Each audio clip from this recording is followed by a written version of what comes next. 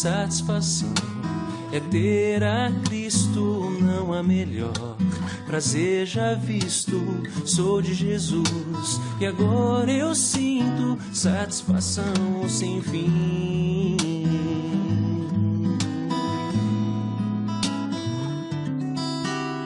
Satisfação é nova vida, eu com Jesus em alegria, sempre cantando a melodia, satisfação sem fim.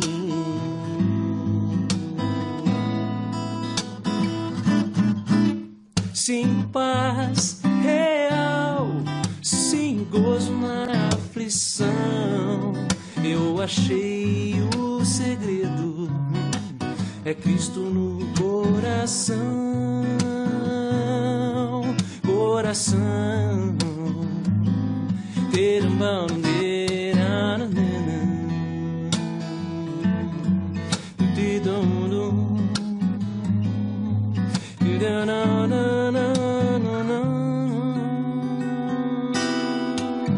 satisfação é não ter medo, pois meu Jesus virá bem cedo, logo em glória eu hei de vê-lo, satisfação sem fim.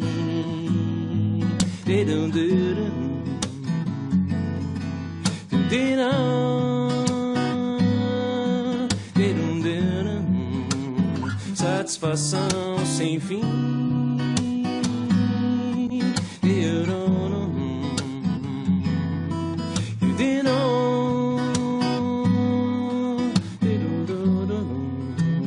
Satisfação sem fim.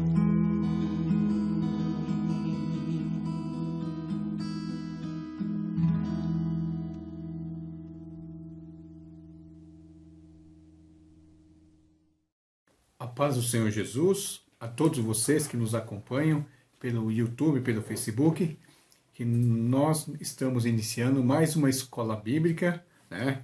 Ou da lição O Sentido da Vida, a mensagem de Eclesiastes e Cantares. Hoje a lição de número 4, 2 é melhor que 1, é o título da lição de hoje. 2 é melhor que 1. Lição 4, fundamentada ou baseada no capítulo 4 também de Eclesiastes, tá? Qual que é o objetivo de hoje, da lição de hoje? É mostrar a importância de viver o companheirismo em meio a uma geração individualista. Presta atenção. Mostrar a importância de viver o companheirismo em meio a uma geração individualista, tá bom? O texto base é Eclesiastes capítulo 4, verso 9. Diz assim: melhor é serem 2 do que 1, porque maior é o pagamento pelo seu trabalho. Melhor é serem 2 do que 1, porque maior é o pagamento pelo seu trabalho. Tá? Na lição está apenas a primeira parte.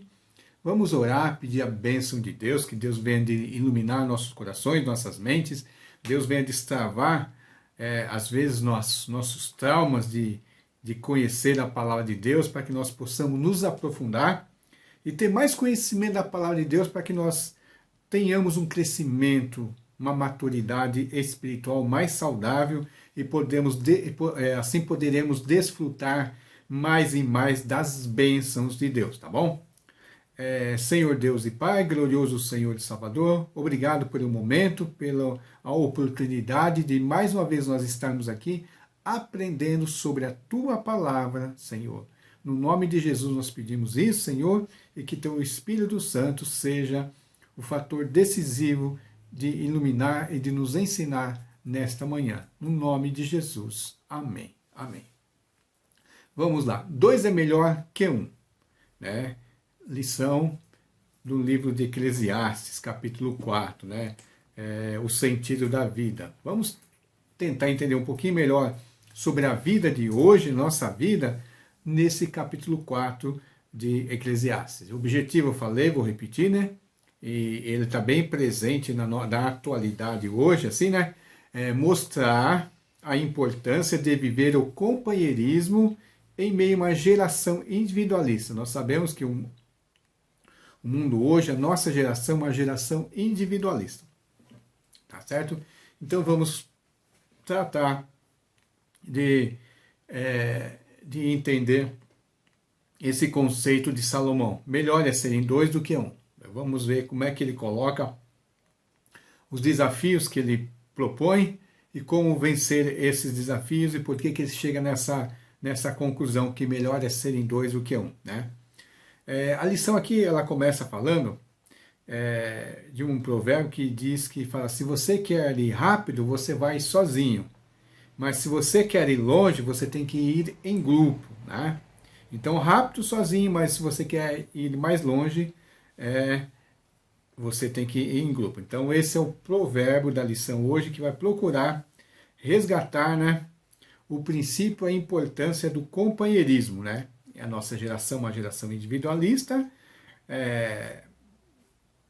que dificilmente, né, vai pensar e andar junto com o outro, a não ser se não for pensar em o que a pessoa pode ganhar a respeito. Né? Ela nunca pensa que ela pode ganhar só pela companhia. Então, nesse capítulo 4, o autor de Eclesiastes vai trabalhar a questão melhor dois é melhor do que um, tá certo? E como é que ele vai trabalhar esse texto aqui? Então,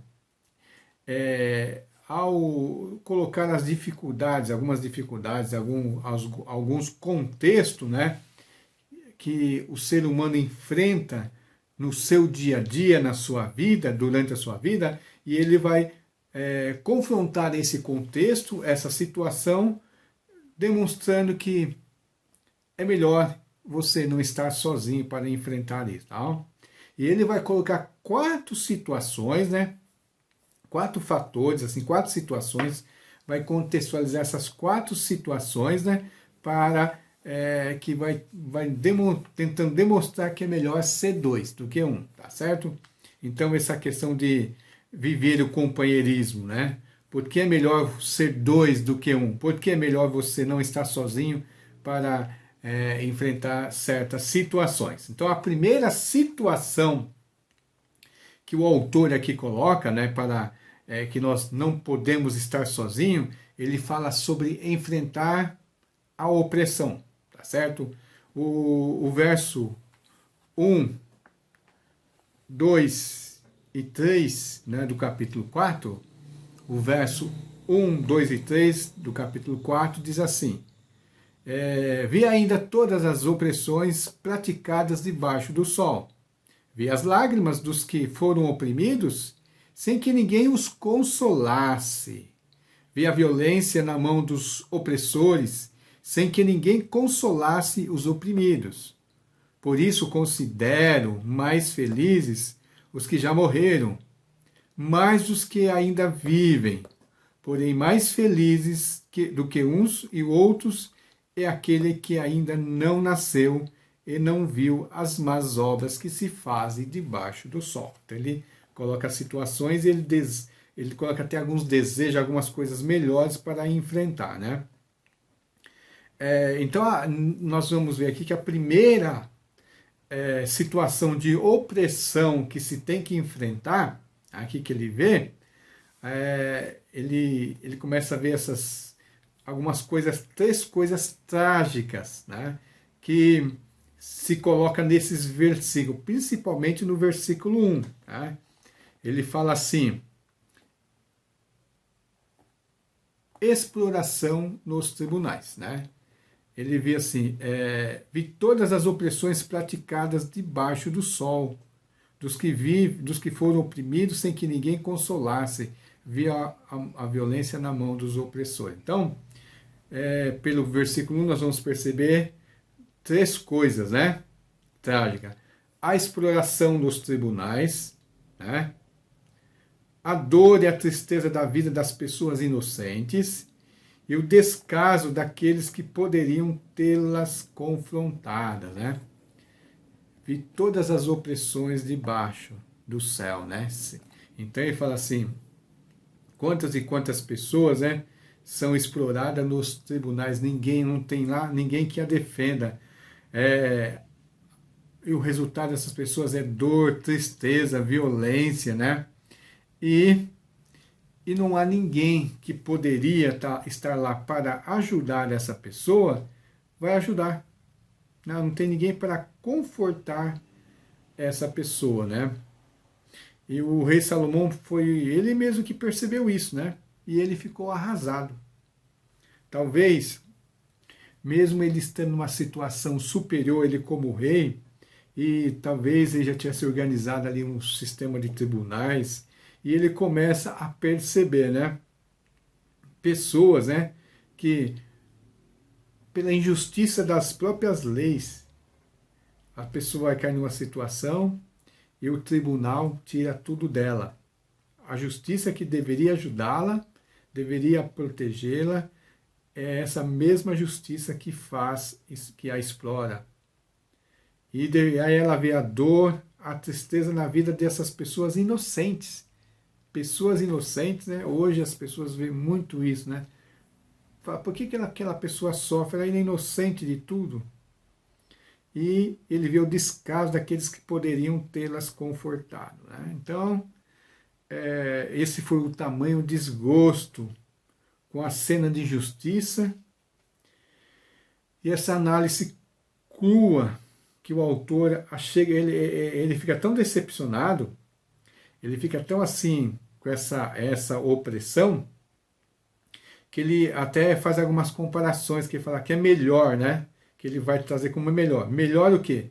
Ele falou, melhor, né, no verso 3, ele considera que as pessoas que já morreram são mais felizes, né? Naquele momento ele sentiu isso, que aqueles que morreram são mais felizes do que aqueles que estão vivos.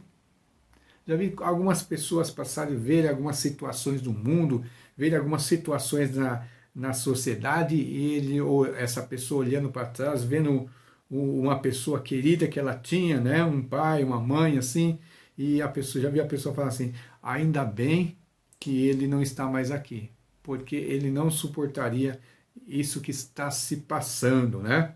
Então ele fala, melhor aqueles que já morreram, né? E ainda ele fala assim,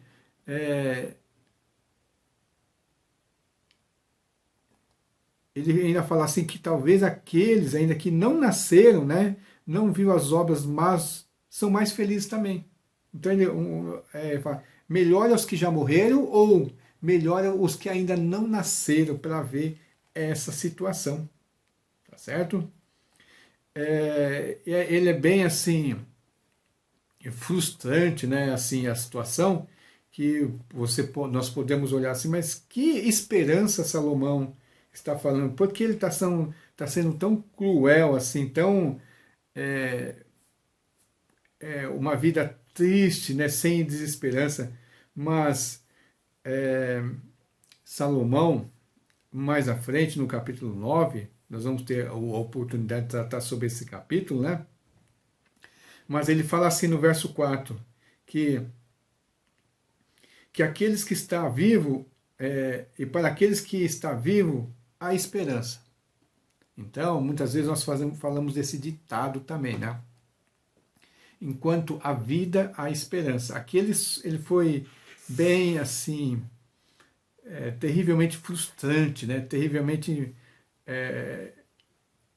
me foge a palavra, mas não foi, talvez ele não tenha escolhido bem as palavras para falar. Talvez ele tenha fugido um pouco a esperança de Deus nesse momento, e ele ficou muito triste e falou, melhor aqueles que já morreram, melhor aqueles que não viveram, né? E mais à frente ele vai falar que enquanto nós estivermos vivos, há esperança, né?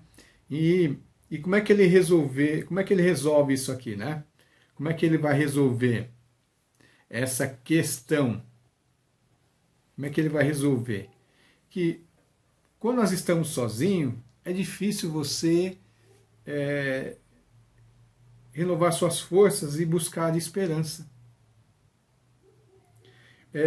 De fato, podemos ter esperança em meio às opressões impostas por tiranos, né? Quando temos Deus a nosso favor e quando damos as mãos ao próximo em um gesto de compaixão. Falando de companheirismo, vem à mente Bonhoeffer, Dietrich Bonhoeffer, ele fala no livro dele, Vida em Comunhão, sobre essa questão de viver em comunhão com outros irmãos, né? Ter companheiros, onde ele fala de algumas situações, mesmo nós acreditamos em Deus, acreditamos no Cristo, acreditamos em Jesus, e muitas vezes nosso coração está triste, amargurado, e nós estamos até tristes até com a forma como nós acreditamos, mas quando nós olhamos para o nosso irmão, né, que está contente, confiante, nós renovamos as nossas forças e renovamos a nossa esperança no Cristo, né? Então ele fala que é importante nós vivermos em comunhão com os outros, né? Para enfrentar essa situação de desesperança, essas situações trágicas de opressão, né? De opressão, de dor e falta de alguém que nos consola, né? O outro contexto que ele vai trabalhar para a questão do companheirismo, vai começar com um companheirismo assim, que não é assim, uma pessoa próxima, mas que não é um companheiro, é um antagonista, né? É um contrário. Ele fala que o companheirismo é importante para que nós possamos enfrentar a inveja. Porque no contexto individualista, no contexto que nós vivemos, no contexto que ele viveu, geralmente as pessoas, né, que estão próximo à nossa pessoa, em vez de ser nosso companheiro, em vez de nós o transformarmos ele em nosso companheiro, em vez dessa outra pessoa nos transformar em companheiro dela, para nos um ajudar o outro a enfrentar a opressão que eu falei, causa-se inveja e nós entramos o quê? No contexto de competição. Então, o verso 4 ao verso 6, ele fala assim,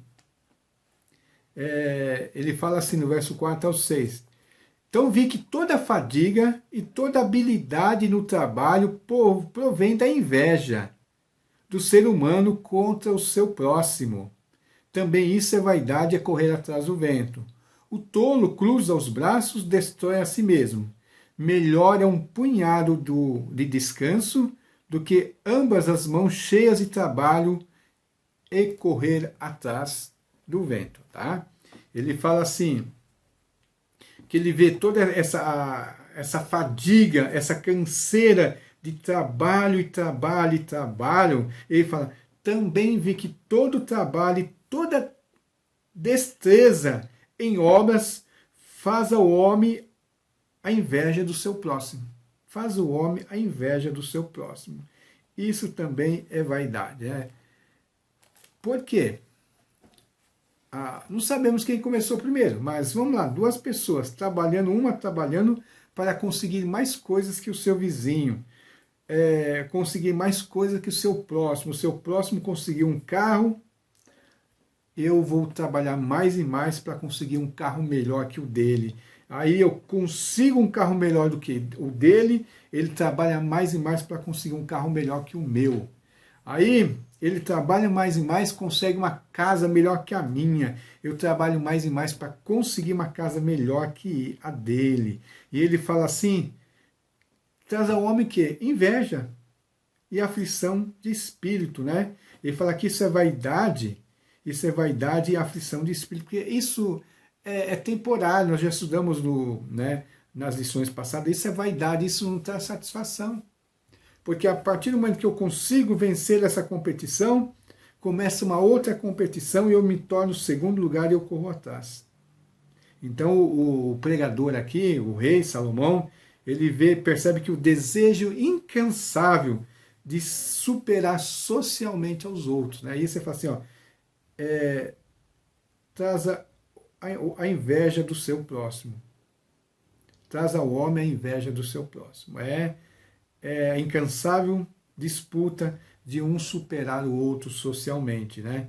E a inveja, às vezes, manifesta de maneira sutil, né? quando o trabalho poderia ser uma bênção de Deus, nós olhamos o trabalho, agradecer a Deus e ficar contente com aquilo que Deus nos dado naquele dia, né? E voltarmos nossas orações, nosso agradecimento, nossas mãos, a agradecer pelo que nós temos. Não, as pessoas olham para o que o outro conseguiu com inveja e tentando superar. Às vezes o nosso trabalho na igreja é mesmo assim também, né? O irmão prega, eu quero pregar melhor que o irmão. Se o irmão tem a oportunidade, eu também quero ter a oportunidade, porque eu quero demonstrar aquilo que eu sou. Então, o nosso trabalho, né, para nós mesmos e para Deus, não passa de competição.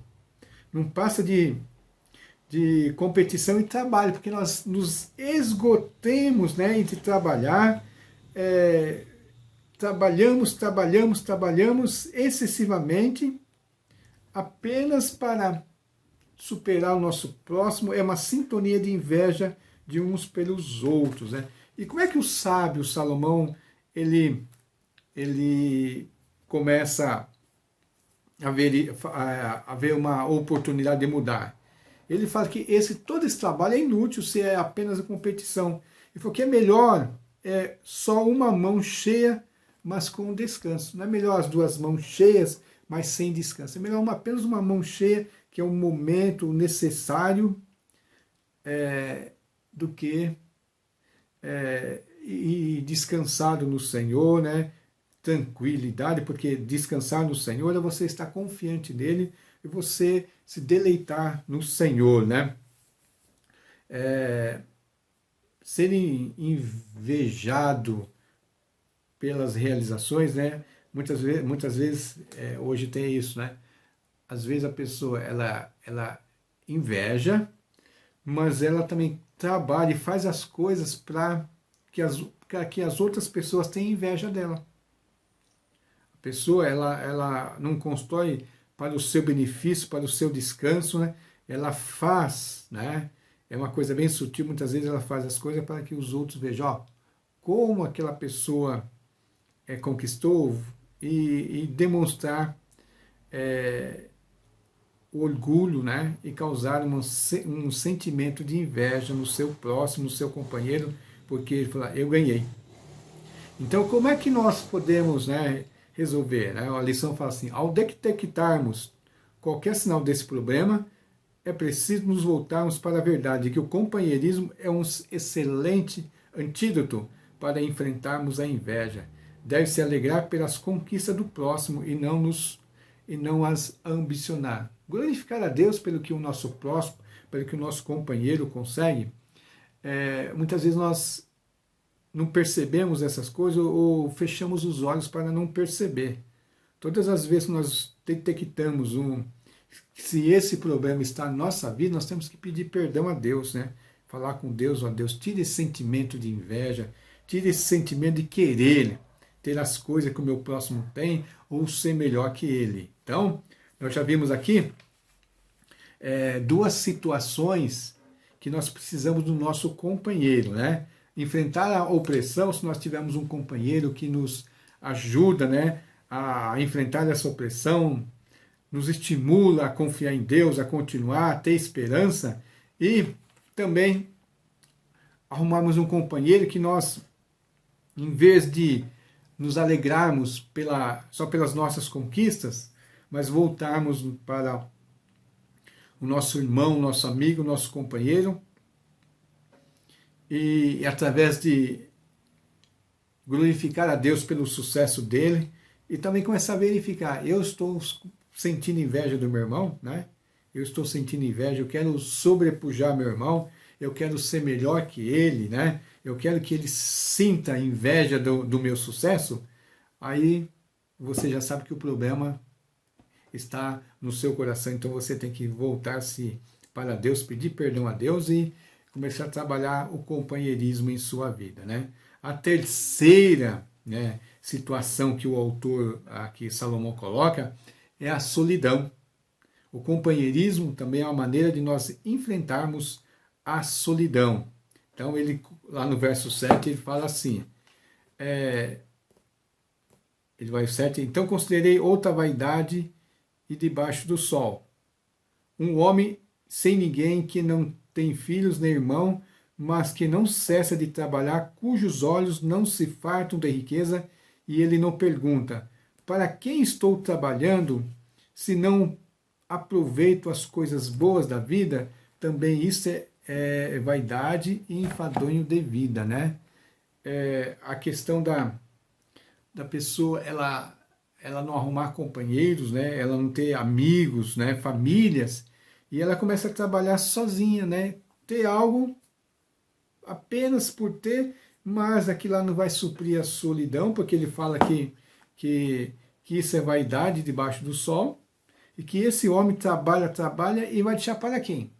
Ele trabalha tanto, não desfruta do seu trabalho, né? Ele não consegue desfrutar do seu trabalho, e ele nem se pergunta, né? Para quem que eu vou deixar isso? Ele não tem filhos, né? Ele não constituiu família, ele não tem filhos, não tem irmãos, mas não cessa de trabalhar.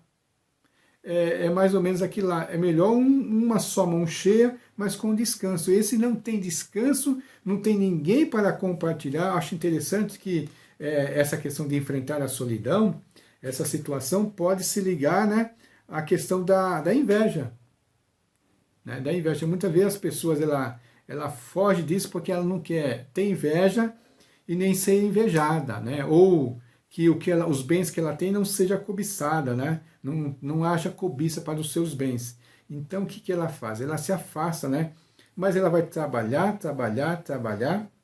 e não vai conseguir nada. Mas que adianta ganhar todas essas coisas e não tem ninguém para compartilhar. Aí você vai ver que os bens materiais, né, eles são supérfluos, né? Por isso que Salomão fala assim: melhor é serem dois do que um, porque tem melhor paga do seu trabalho, né? Se eu tiver alguma coisa para deixar alguém, para quem deixar para aquilo que eu estou trabalhando, né? Melhor é serem dois. Então, aí ele usa algumas ilustrações aqui para fundamentar melhor esta questão, né? A questão aqui tem a ver com a solidão, né? E ele usa algumas ilustrações, algumas imagens para provar realmente nessa questão da solidão, porque é melhor não ser um só. O verso 10 ele fala assim, a primeira imagem, porque se caírem, um levantará o companheiro, né?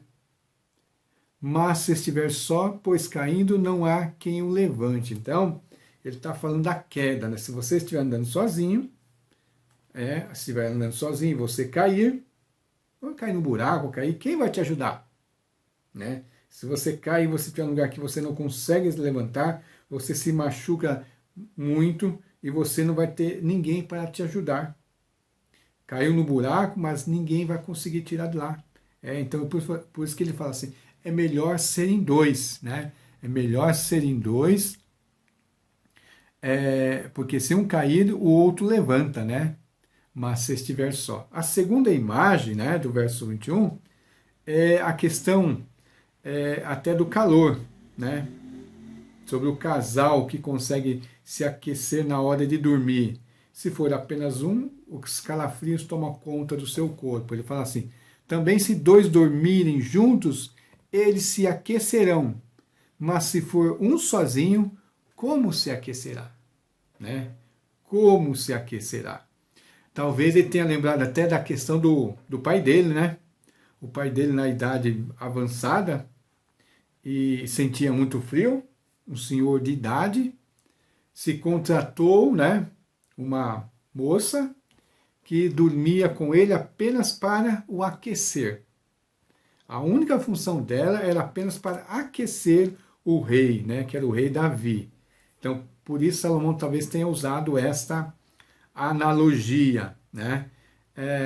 E a outra questão aqui da ilustração que ele vai usar é a questão da luta, né? Lembra que da primeira parte sobre enfrentar a opressão, né? A opressão. Como é que você vai enfrentar a opressão? É uma luta. você precisa de alguém para te ajudar. Então o verso 12 diz assim: se alguém te quiser dominar você, ou dominar um deles, os dois poderão resistir. Então você está sozinho, vem um te dominar, te oprimir, vai conseguir. Mas se você não estiver sozinho, estiverem dois, essa pessoa não vai conseguir. Aí por isso que ele fala assim: se alguém quiser te dominar um deles, se alguém quiser dominar um deles, os dois poderão resistir. Os dois poderão resistir. E a quarta situação, que é a quarta ilustração, né, onde ele fala é sobre o cordão de 3 dobras, né? Não era um só um fio, mas 3 dobras junto, fica mais forte, né? Fica mais forte. Ele fala assim: o cordão de 3 dobras não se rompe com facilidade, como se fosse apenas não uma corda, né? Mas uma corda com 3 fios, 3 juntos ali, que deixaria ele mais forte, né? Assim é o companheirismo, né? Juntos somos mais fortes. Tem até o ditado popular: juntos somos mais fortes, tá? E a quarta situação que ele fala que é bom nós termos companheiros, até ele como rei, como um governante, ele precisava dos seus conselheiros para ajudá-lo, né? Mas às vezes os conselheiros não são os companheiros, não são os amigos, né, que têm a liberdade de falar. Então, quando ele fala assim, ele vai falar no verso 3 em diante: melhor ao jovem pobre e sábio do que o rei velho e tolo, que já não se deixa admoestar. Ele está falando talvez a teimosia da idade avançada da vida, né? Onde as pessoas não aceitam mais nenhum conselho, né? Não se deixa mais ensinar. Porque ele saiu da prisão para reinar, embora tenha nascido sobre o seu reino. Vi todos os viventes que andam debaixo do sol, como o jovem sucessor que ficará em lugar do rei. E era sem conta todo o povo que ele dominava, mas os que virão depois não estarão contentes com ele. Na verdade, também isso é vaidade e correr atrás do vento. Dentro da tese dele que é melhor ser 2 do que 1, ter conselhos, ele sabia que na velhice, né, a velhice vai trazer o quê? Insensatez, né? Ele vai morrer, mas a humildade não vai mais ocupar a sua vida, né? Talvez o rei vai ficar insensato, autossuficiente, e ele vai precisar de um conselheiro, de alguém que possa lembrar, né? Tenha amizade com ele, possa chegar a lembrar para ele, né?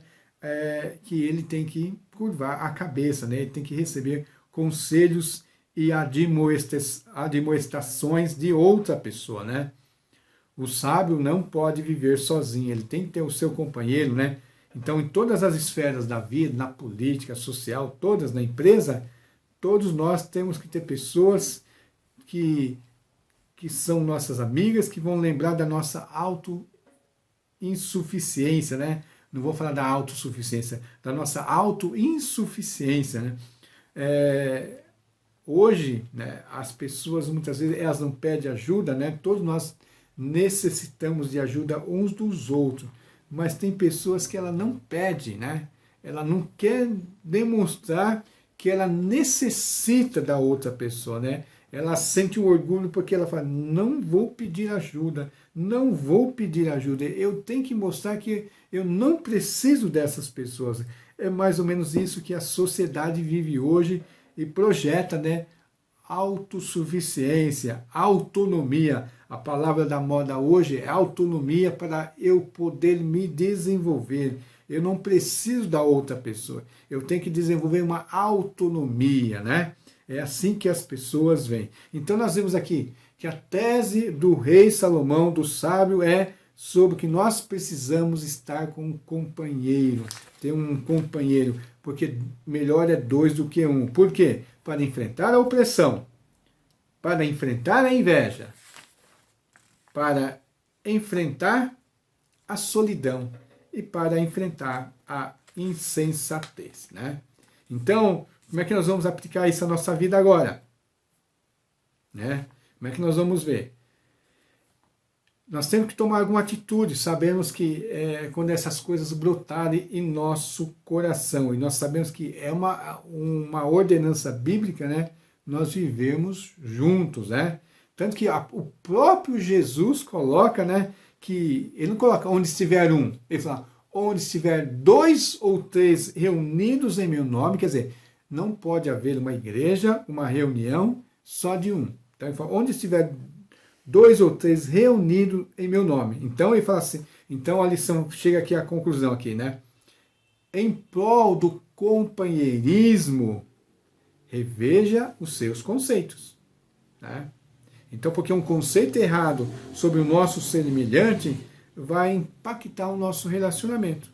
Então, qual que é o conceito que nós devemos ter? Que nós precisamos de companheiros, nós precisamos de companheiros de caminhada, nós precisamos de pessoas ao nosso lado para ajudar, nós precisamos de amigos, de irmãos, de pais, mães, filhos, esposas, né? Todas essas pessoas, nós falamos da igreja ao nosso lado. Nós não podemos ter esse conceito mundano que eu sou autônomo, não necessito de ninguém, né? E depois, em prol, né, do companheirismo, se nós já revimos os nossos conceitos, nós devemos rever as nossas ações. Nós aprendemos um conceito, agora vamos trabalhar nossas ações de maneira diferente, né? A vida cristã não é apenas um conceito, ela é um estilo de vida. Esse estilo de vida vai se manifestar nas minhas ações. Quais são as ações, né? Eu vou viver afastado das pessoas, eu vou viver como se eu não precisasse das pessoas, eu vou viver como se as pessoas não precisassem de mim, né? Eu vou viver numa disputa, não de companheirismo, mas de uma vida não de companheirismo, mas disputas, de invejas, né? De competições, não.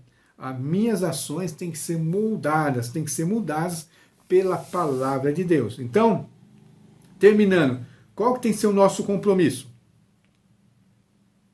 Qual que tem que ser o nosso compromisso? Então, aqui tem um provérbio hebraico que diz assim, um homem sem amigos é como a mão esquerda sem a mão direita.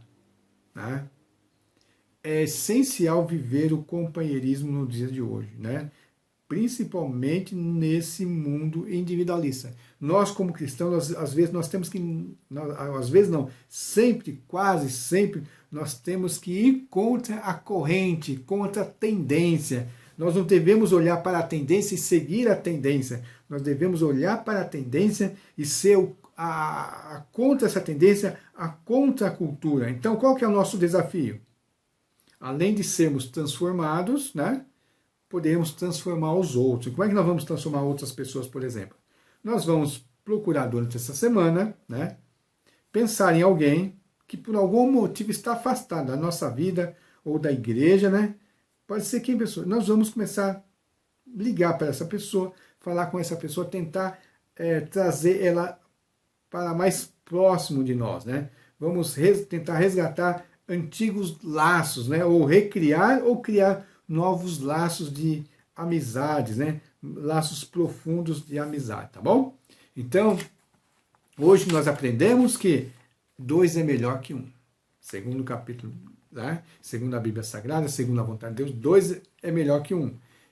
Em 2 nós podemos ter Jesus em nosso meio, né? Jesus vai estar no nosso meio, né? 2, né? Então, 2 é melhor que 1, tá certo? Reveja a lição, estude a lição, leia esse capítulo, tá bom? É uma boa oportunidade de você pegar nessa lição, você ler o livro de Eclesiastes inteirinho. Cada lição de cada semana é um capítulo. Nós temos apenas o capítulo 4, né? Então dá tempo de você, essa semana, você pegar a lição, estudar de novo todas as lições desde o início, né? Rever, lendo todo o capítulo 1 inteirinho, o capítulo 2, o capítulo 3 e o capítulo 4, tá bom? Assim nós nos despedimos, fica aí, em nome de Jesus, daqui a pouco nós estaremos juntamente todos lá no culto, tá bom? Amém. satisfação é ter a Cristo, não há melhor. Prazer já visto, sou de Jesus, e agora eu sinto satisfação sem fim.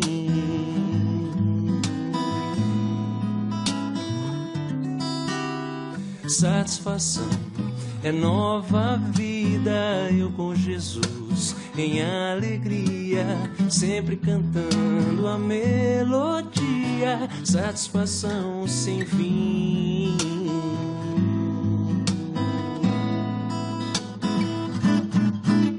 Sim, paz real, sim, gozo na aflição, eu achei o segredo, é Cristo no coração,